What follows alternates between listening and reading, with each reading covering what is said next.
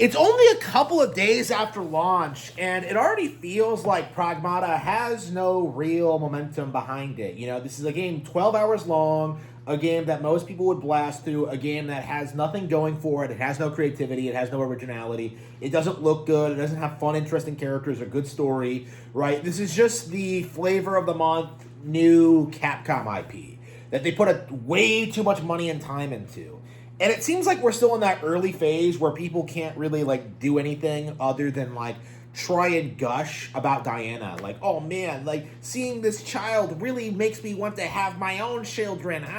Like it's cringy, it's lame, and it really just demonstrates how shallow of an experience this actually is. How it doesn't have any real weight to it, how it doesn't really shine as a video game, and it's just, I think, one of the big disappointments of the year. Oh, by the way, I have played Pragmata, by the way, so don't give me that like song and dance about how this game isn't available on Switch 2, and I have not played it because it is available on my preferred platform, and I have played it. So again, I know what I'm talking about when I say how basic and unoriginal and uninspired this game is. Like, it's some weird, like fusion of The Last of Us, Dead Space, and just BioShock. It just feels like a Japanese guy's attempt at trying to implement those design philosophies into their own game.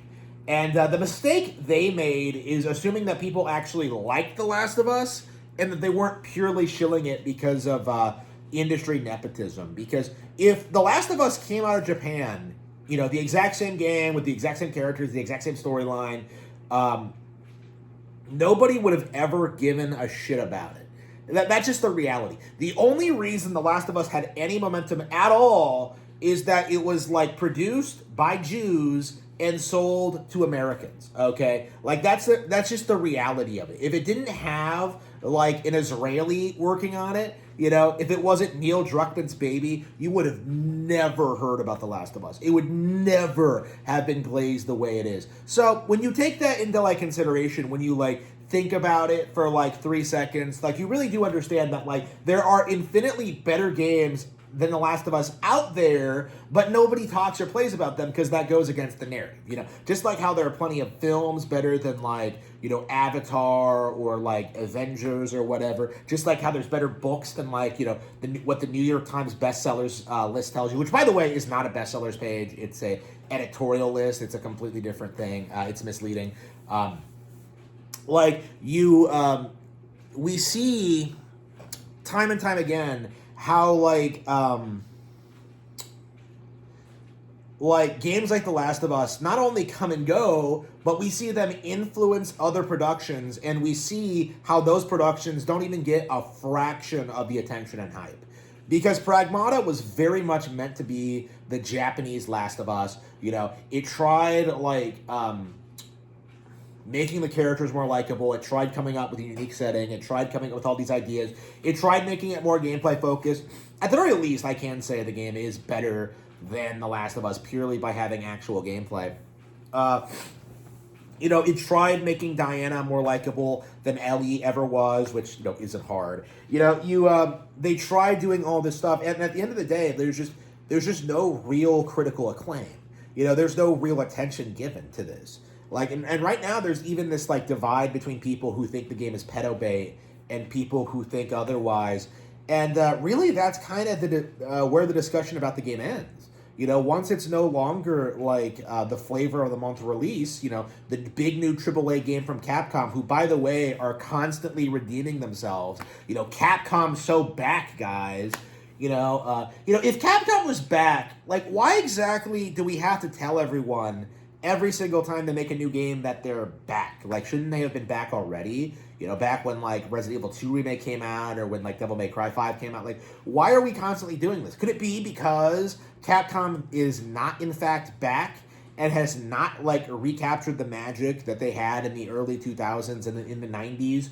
You know, could they possibly be a company that fell off after that period and yet their fanboys just can't accept it? Like, it's absurd where we're at this point in time.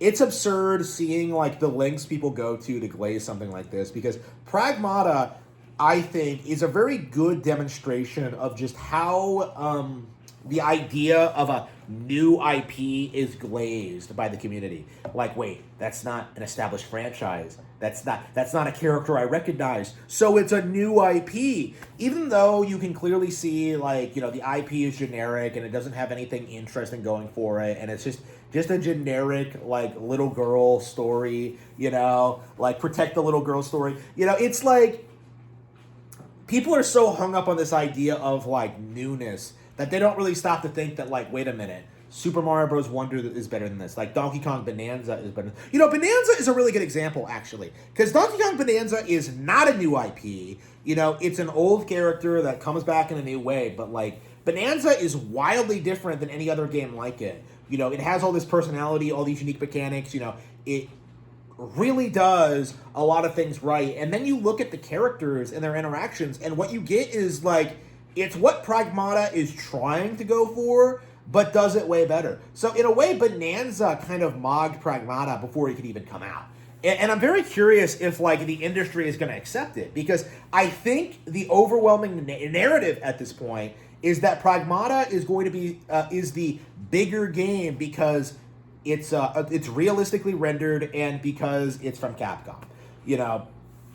Like, that's really the only two things the game has going for it.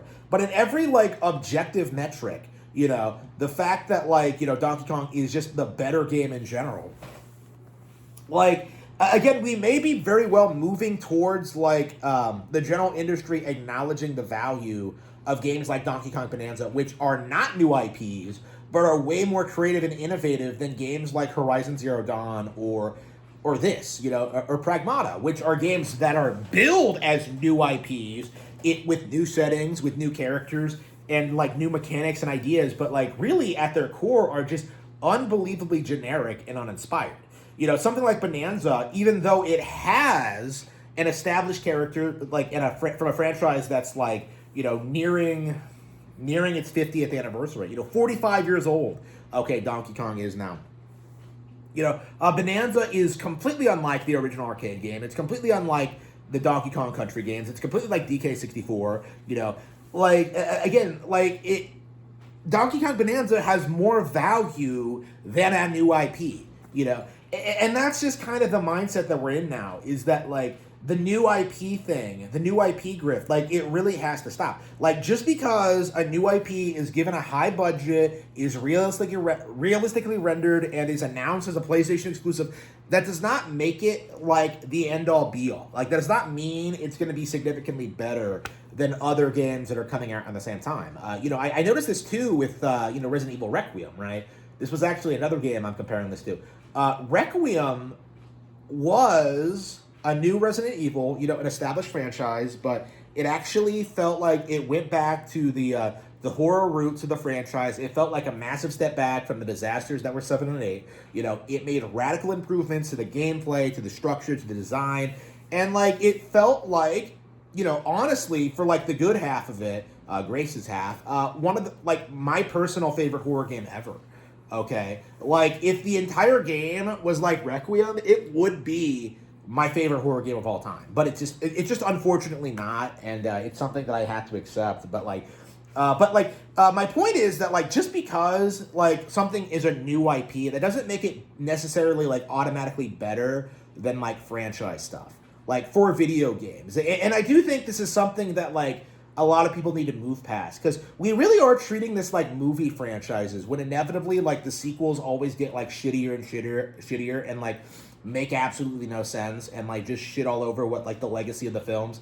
I feel like video games are completely different than that, because we've been seeing constant improvements over the past 45 years. We see constant sequels and upgrades to, like, iconic franchises, and, like, we constantly see the industry evolve and change. And unlike films, which are limited by the scope of their stories, with the actual, like, characters, themes, ideas, settings, genres, it makes more sense to produce video game sequels. It's not milking the brand the way that, like, film sequels milk the brand, because if you're playing a game, getting a game with new content that, like, has a similar concept, an idea, a tone to it, like, that makes a lot more sense than simply just oh, we have to go back to the same characters and the same setting and like do the same thing again. Like in video games, that concept works a lot better. And I do think that's something we do need to talk about more, is just how much more weight video game franchises have compared to film franchises.